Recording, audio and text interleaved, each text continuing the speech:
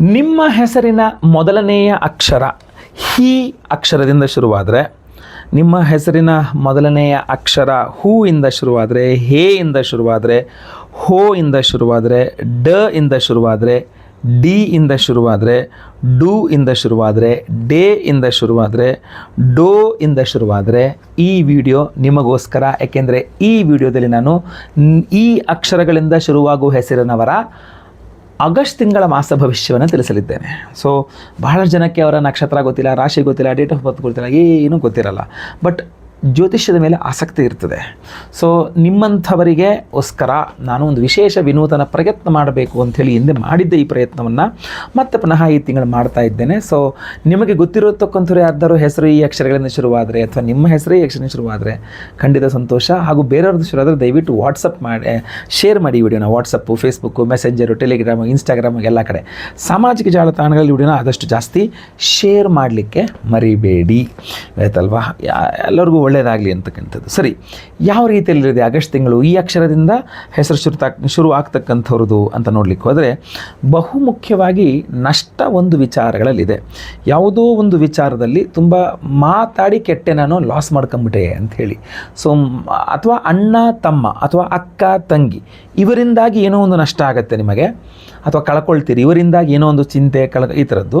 ಇಲ್ಲ ಅಂದರೆ ನಷ್ಟ ಅಂದರೆ ಎಂತ ಹೇಳ್ತೀವಿ, ನಿಮಗೆ ಏನೋ ವಿಚಾರ, ನಾನು ಅವರ ಇನ್ವಾಲ್ವ್ಮೆಂಟ್ ಇಲ್ಲದೋದ್ರೂ ಒಂದಿಷ್ಟು ಕಳೆದುಕೊಳ್ಳುವಿಕೆ ಅನ್ನತಕ್ಕಂಥದ್ದು ಸ್ವಲ್ಪ ಜಾಸ್ತಿ ಕಂಡು ಬರ್ತಾ ಇದೆ. ಆಮೇಲೆ ಬಹುಮುಖ್ಯವಾಗಿ ಈ ಅಕ್ಷರಗಳಿಂದ ಹೆಸರು ಶುರುವಾಗ್ತಕ್ಕಂಥವ್ರು ಆಗಸ್ಟ್ ತಿಂಗಳಲ್ಲಿ ಆರೋಗ್ಯದ ಬಗ್ಗೆ ಸ್ವಲ್ಪ ಜಾಸ್ತಿ ಕಾಳಜಿಯನ್ನು ವಹಿಸಬೇಕಾಗ್ತದೆ. ನೀವು ಏನಾಗುತ್ತೆ ಅಂತಂದರೆ ದುಡ್ಡಿನ ವಿಚಾರ ಬಹಳ ವಿಚಿತ್ರವಾಗಿರ್ತದೆ ನಿಮಗೆ ಆಗಸ್ಟ್ ತಿಂಗಳು.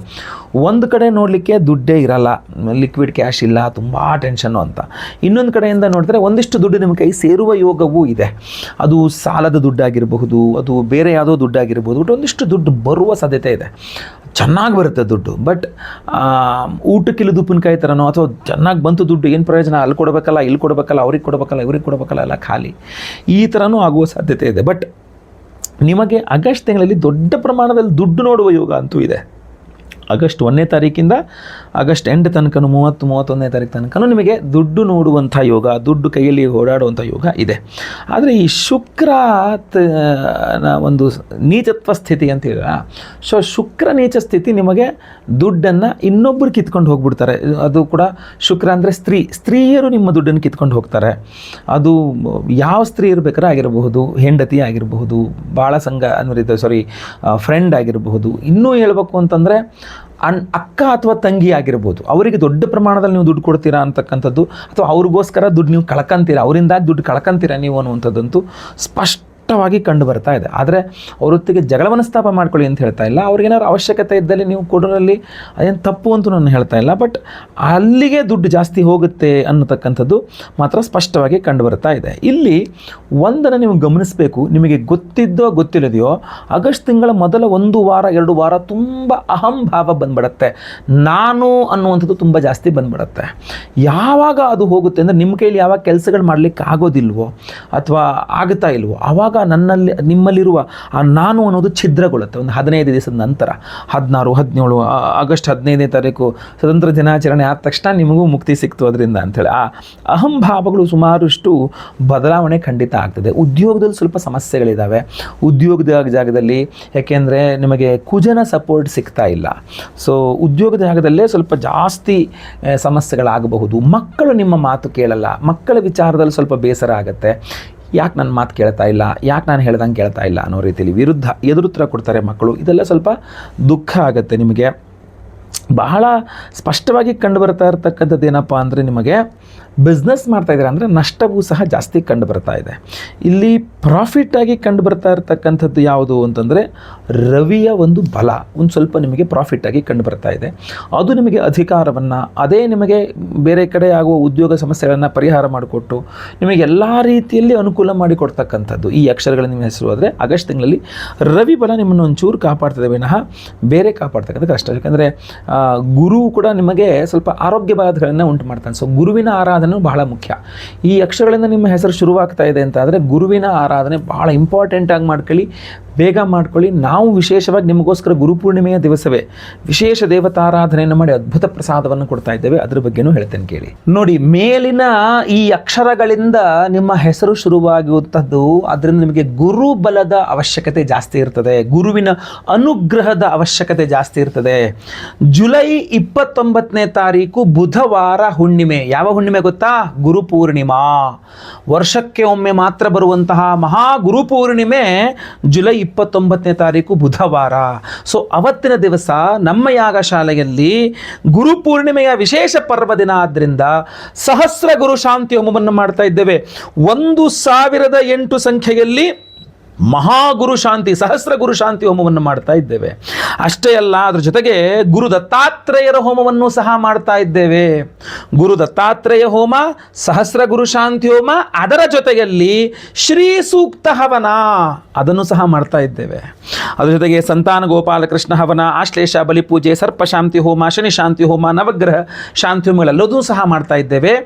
ವಿಶೇಷವಾಗಿ ಗುರು ಪೂರ್ಣಿಮೆ ಆದ್ರಿಂದ ಸಹಸ್ರ ಗುರು ಶಾಂತಿ ಹೋಮ ಹಾಗೂ ಗುರು ದತ್ತಾತ್ರೇಯ ಹೋಮವನ್ನು ಮಾಡಿ ಈ ವಿಶೇಷವಾದ ಒರಿಜಿನಲ್ ಕನಕ ಪುಷ್ಯರಾಗ ರತ್ನವನ್ನ ಎನರ್ಜೈಸ್ ಮಾಡಿ ಅಭಿಮಂತ್ರಣ ಮಾಡಿ ನಿಮಗೆ ಕಳಿಸ್ಕೊಡ್ತಾ ಇದ್ದೇವೆ ಸ್ಪೀಡ್ ಪೋಸ್ಟ್ ಅಲ್ಲಿ.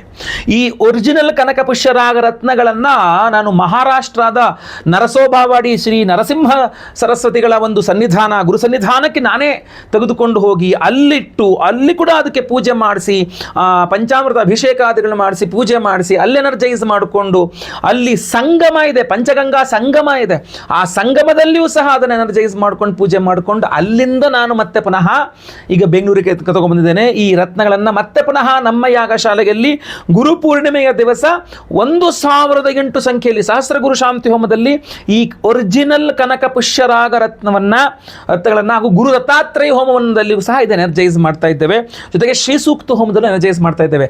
ದಯವಿಟ್ಟು ಸಂಕಲ್ಪ ಸೇವೆಗೆ ಹೆಸರು ಕೊಟ್ಕೊಳ್ಳಿ. ಸ್ಕ್ರೀನ್ ಕಾಣುವಂಥ ನಂಬರ್ಗೆ ನಿಮ್ಮ ಹೆಸರು, ಗೋತ್ರ ಗೊತ್ತಿದ್ರೆ, ನಕ್ಷತ್ರ ಗೊತ್ತಿದ್ರೆ, ನಿಮ್ಮ ರಾಶಿ ಗೊತ್ತಿದ್ರೆ, ಇಲ್ಲ ಅಂದ್ರೆ ಏನೂ ತೊಂದರೆ ಇಲ್ಲ, ನಿಮ್ಮ ಅದು ಏನೂ ಗೊತ್ತಿಲ್ಲ ಗುರುಗಳೇ ಅದಕ್ಕೆ ಈ ವಿಡಿಯೋ ನೋಡ್ತಾ ಇರೋದು, ಏನೂ ತೊಂದರೆ ಇಲ್ಲ, ನಿಮ್ಮ ಹೆಸರಷ್ಟೇ ಕಳಿಸ್ಕೊಟ್ರು ಪರವಾಗಿಲ್ಲ, ನನಗೆ ನಕ್ಷತ್ರ ರಾಶಿ ಗೊತ್ತಿಲ್ಲ ಅಂತ ಕಳಿಸ್ಕೊಟ್ಟು ಈ ವಿಡಿಯೋನ ಈ ಸ್ಕ್ರೀನ್ ಮೇಲೆ ಕಾಣ್ತಾ ಇದೆಯಲ್ಲ ಆ ನಂಬರ್ಗೆ ಬೇಗ ಬೇಗ ವಾಟ್ಸಪ್ ಮಾಡ್ಕೊಳ್ಳಿ.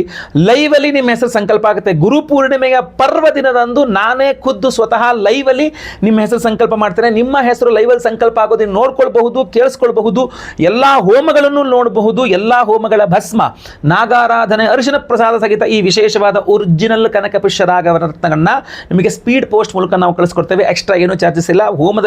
ಹೋಮದ ಚಾರ್ಜಸ್ ಅಲ್ಲ, ಇದೆಲ್ಲದೂ ಸಹ ಬಂತು.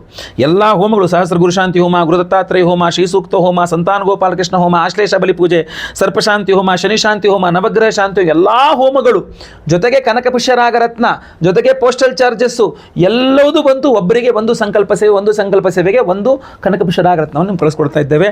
ನೀವು ಬೇಕಾದ್ರೆ ಅದನ್ನು ಉಂಗುರ ಮಾಡಿಸ್ಕೊಂಡು ಹಾಕೋಬಹುದು, ಇಲ್ಲ ಡಾಲರ್ ಮಾಡಿಸ್ಕೊಂಡು ಹಾಕೋಬಹುದು, ಇಲ್ಲ ನೀವು ಹಾಗೆ ಈ ಬಾಕ್ಸನ್ನು ಹಾಗೆ ಇಟ್ಕೊಳ್ಬಹುದು. ಯಾಕೆಂದರೆ ಒರಿಜಿನಲ್ ಕನಕ ಪುಷ್ಯರಾಗ ರತ್ನ ತುಂಬ ಕಾಸ್ಟ್ಲಿ, ಅದು ಈಗಂತೂ ಇನ್ನೂ ಜಾಸ್ತಿ ಕಾಸ್ಟ್ಲಿ ಆಗಿದೆ. ಅಂತಹ ಒರಿಜಿನಲ್ ಕನಕ ಪುಷ್ಯರಾಗ ರತ್ನವನ್ನು ನಾವು ಯಾವುದೇ ಎಕ್ಸ್ಟ್ರಾ ಚಾರ್ಜಸ್ ಮಾಡದೆ ನಮ್ಮ ಸಂಕಲ್ಪ ಸೇವೆ ಕೊಟ್ಟವ್ರಿಗೆಲ್ಲರಿಗೂ ಸಹ ಕೊಡ್ತಾ ಇದ್ದೇವೆ. ತುಂಬ ಲಿಮಿಟ್ ಆಗಿದೆ. ದಯವಿಟ್ಟು ಬೇಗ ನೀವು ಸಂಕಲ್ಪ ಸೇವೆಗೆ ಹೆಸರು ಕೊಟ್ಕೊಳ್ಳಿ, ಖಂಡಿತವಾಗಿ ಒಳ್ಳೆಯದಾಗಲಿ. ಪ್ರತಿಯೊಬ್ಬರಿಗೂ ಈ ವಿಡಿಯೋ ಶೇರ್ ಮಾಡಿ. WhatsApp, Facebook, messenger, Telegram, Instagram ಎಲ್ಲ ಕಡೆ ಸಾಮಾಜಿಕ ಜಾಲತಾಣಗಳನ್ನ ಆದಷ್ಟು ಜಾಸ್ತಿ ಈ ವಿಡಿಯೋನ ಶೇರ್ ಮಾಡಿ. ದಯವಿಟ್ಟು ವಿಡಿಯೋನ ಶೇರ್ ಮಾಡಿ. ಎಲ್ಲರಿಗೂ ಸಹ ಒಳ್ಳೆಯದಾಗಲಿ. ಮುಂದಿನ ವಿಡಿಯೋದಲ್ಲಿ ಮತ್ತೆ ಪುನಃ ಸಿಗ್ತೇನೆ. ಲೋಕ ಸಮಸ್ತ ಸುಖಿನೋ ಭವಂತು. ನಾರಾಯಣ ನಾರಾಯಣ ನಾರಾಯಣ. ನಮಸ್ಕಾರ ವೀಕ್ಷಕರೇ, ಗುರುಪೂರ್ಣಿಮೆಯ ವಿಶೇಷವಾದಂತಹ ದೇವತಾರಾಧನೆಗಳ ಪ್ರಸಾದ ಏನಿದೆ ಕನಕಪುಷ್ಯರಾಗ, ಆ ಕನಕಪುಷ್ಯರಾಗ ರತ್ನಗಳ ಅಭಿಮಂತ್ರಣೆಗೋಸ್ಕರವಾಗಿ ನಾನು ನರಸಿಂಹವಾಡಿ ನಮ್ಮ ಗುರು ದತ್ತಾತ್ರೇಯರ ಒಂದು ಸನ್ನಿಧಾನಕ್ಕೆ ಬಂದಿದ್ದೇನೆ. ನೀವು ಮುಂದೆ ಸ್ವಾಮಿಗಳ ದರ್ಶನ, ಕ್ಷೇತ್ರ ದರ್ಶನ, ನದಿ ಸ್ನಾನ ಹಾಗೂ ವಿಶೇಷವಾಗಿ ನಮ್ಮ ರತ್ನಗಳ ಅಭಿಮಂತ್ರಣೆ, ಪೂಜೆ ಇತ್ಯಾದಿ ಎಲ್ಲವನ್ನೂ ಸಹ ನೋಡ್ತಾ ಇದ್ದೀರಿ, ನೋಡ್ತೀರಿ ಸಹ.